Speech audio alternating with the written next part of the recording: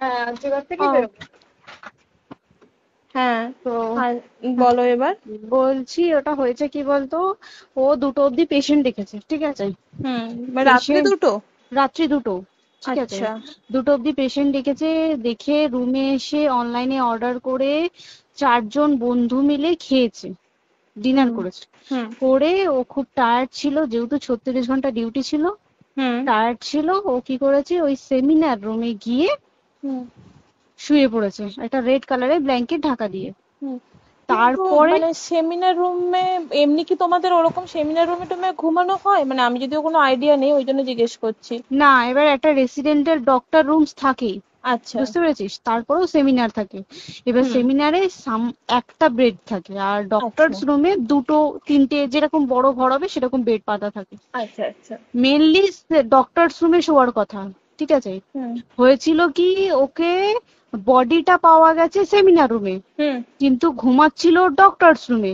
যে হুম রুমটা তোর এখন ভাঙা হয়েছে, দেখেছিস রুমটা ভেঙেছে, হুম হুম হুম হুম, একটা ভিডিও ঠিক দেখছিলাম। বাথরুমের পাশেই, হুম ঠিক আছে, মানে বাথরুমটাকে অজুহাত দিয়ে হুম ওই রুমের দেয়ালটা ভেঙে দিয়েছে। অ্যাকচুয়াল কাণ্ডটা ঘটেছে তোর ইয়েতে, ওই রুমটার ভেতরে, ডক্টর রুমে? ডক্টরস রুমে। ডক্টরস রুমে ঘটনাটা ঘটেছে, ওই বডিটাকে তো ডক্টর ধস্তাধস্তি। রুমে ওই দিন আর কেউ ছিল না, খালি মানে অনলি ওই দিদিটাই ঘুমাচ্ছিল?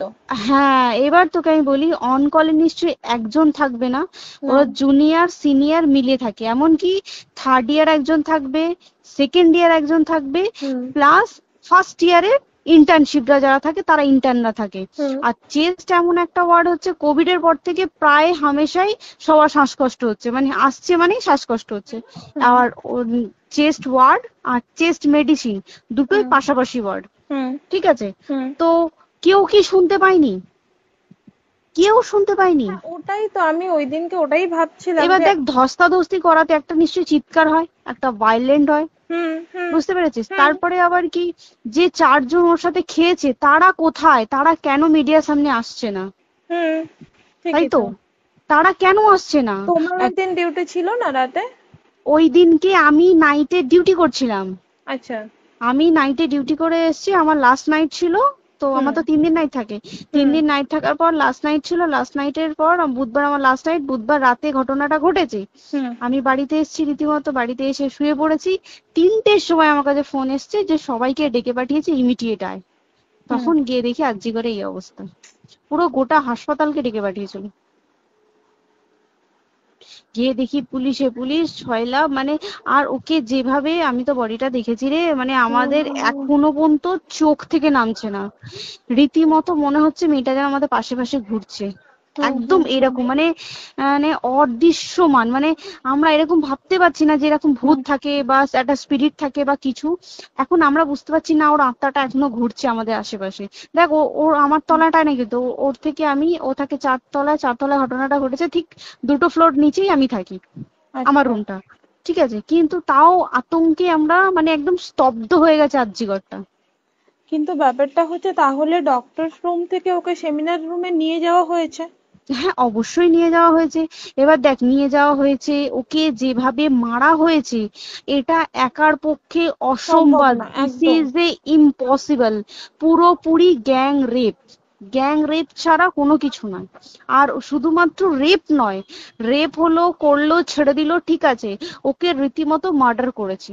মানে মানে হিসেব মতো যা বুঝছি মানে তোমার কথাতে, হ্যাঁ, ওটা হচ্ছে ওর ওই বন্ধু বান্ধবও মেবি ইয়েস, জড়িত। এক্স্যাক্টলি।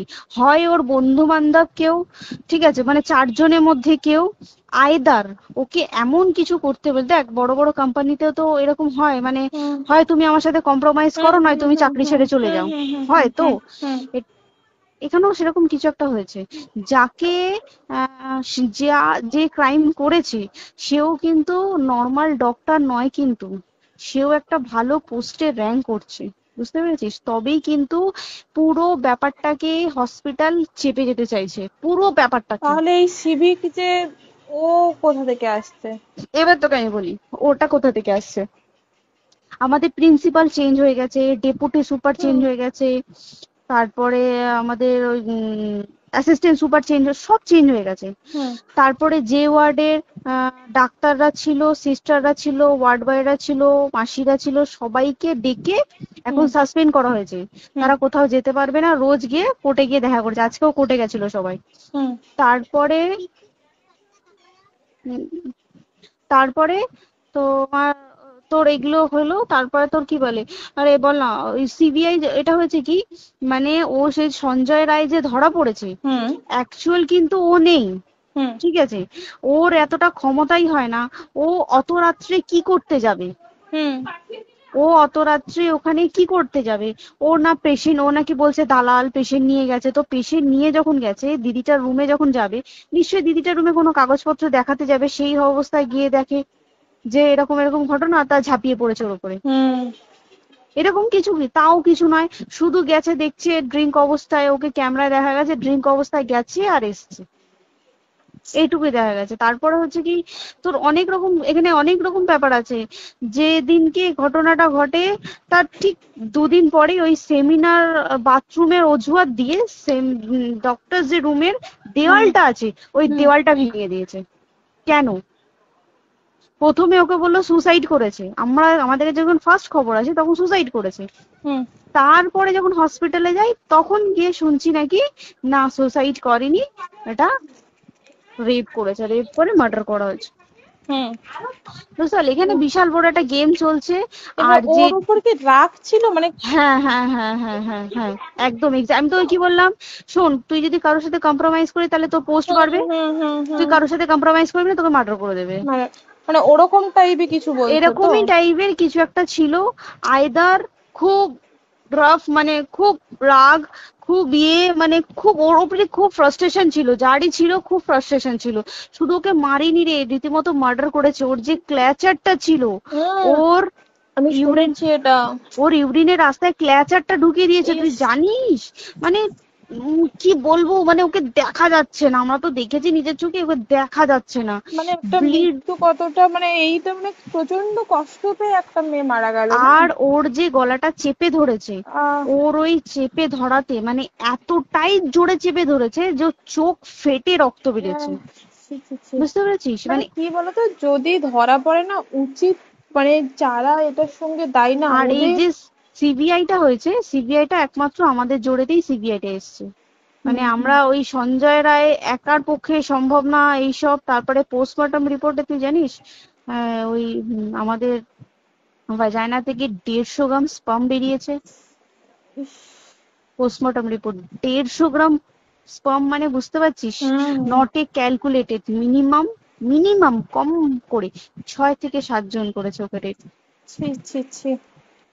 ওই জন্যই তো আমরা এতটা বেশি ভাইলেন্ট হয়ে গেছি, বুঝতে পেরেছিস? আর তারপরে আমাদের দেখো, একটা মেয়ে তার কাজের জায়গাতেই ছিল, এমনটা নয় যে রাস্তাঘাটে কোনো বিপদ, ও তার কাজের আরে জায়গাতেই সেফ নয়। শোন, দেখ বড় বড় কোম্পানিতে কি হয়, রুমের ভেতরে এগুলো হয়, মানে ধর রুমের ভেতরে হলো, যেমন কল সেন্টারে হয়, নাইট হুম শিফটে হুম হয়, হুম হুম এইগুলো একসেপ্টেবল। বাট হসপিটাল হচ্ছে কিন্তু এমন একটা আরজি এরিয়া, করের মতো একটা, হ্যাঁ। আরজি কর বলে না, যে কোনো হাসপাতালে কেউ যদি স্ব ইচ্ছায় কারোর সাথে রিলেশনশিপে গিয়ে করতে চায় সেটা আলাদা জিনিস কিন্তু, হুম ঠিক হুম আছে? কিন্তু কেউ কারো বিরুদ্ধে এইভাবে করতে পারে না রে, তুই জানিস না? মানে ওয়ার্ডে দেখ, কম বেশি আমরা সবাই ঘুমাই, কম বেশি আমরা হুম সবাই জেগে হুম থাকি, জেগে তো থাকি, তাতে কি কেউ শুনতে পায়নি? তার কি একদম সেটাই। ভাইলেন্স ছিল না? যদি কেউ না শুনতে পারে, তাহলে ওর খাবারে কেউ কিছু মিশিয়েছিল, হুম তাই কি না? হুম হুম সেটাও পোস্টমর্টম রিপোর্টে মানে লিক করছে না, যে কেন খাবার খাবার ও তো খাবারটা খেয়েছিল, সেটা তো নিশ্চয়ই পেটেই ছিল, পেট থেকে তো হুম বমি করে বের করে দেন, সেটা হুম তো ফরেনসিক রিপোর্টে কিছু বলবে। হুম আর তুই জানিস না, দেনার দেন মানে ধর পোস্টমর্টম রিপোর্ট আসতে 3 দিন সময় লাগে। ও হুম যেদিনকে মরেছে ঠিক তার পরের দিনকে বিকালবেলা পোস্টমর্টম রিপোর্ট বার করে দিয়েছে, মানে বডি বার করো আর পোড়াও, হুম 10 সেকেন্ডের মধ্যে ওর বাড়িতে নিয়ে গেছে, তারপরে বডি পুড়িয়ে দিয়েছে।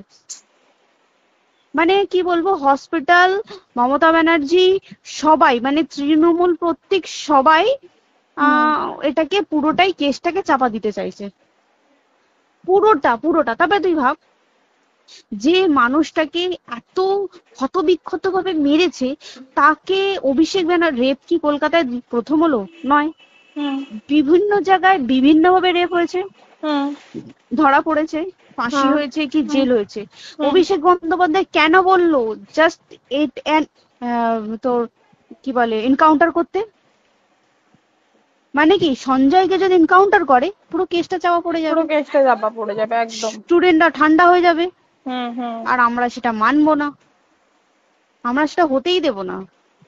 তাতে যদি চাকরি মানে আরজিকরটাকে সিল করতে হয় তাতেও আমরা রাজি আছি, সিল করে দেওয়া হোক আরজিকর, সিল করে দেবে মনে হচ্ছে যদি ঠিকঠাক ভাবে। এবার ওই জন্য আমাদের দাবিতে সিবিআই এসছে। এবার তুই একটা কথা বল, যখন দেখতে পাচ্ছে মমতা ব্যানার্জি যে কলকাতা পুলিশ আমাদের জন্য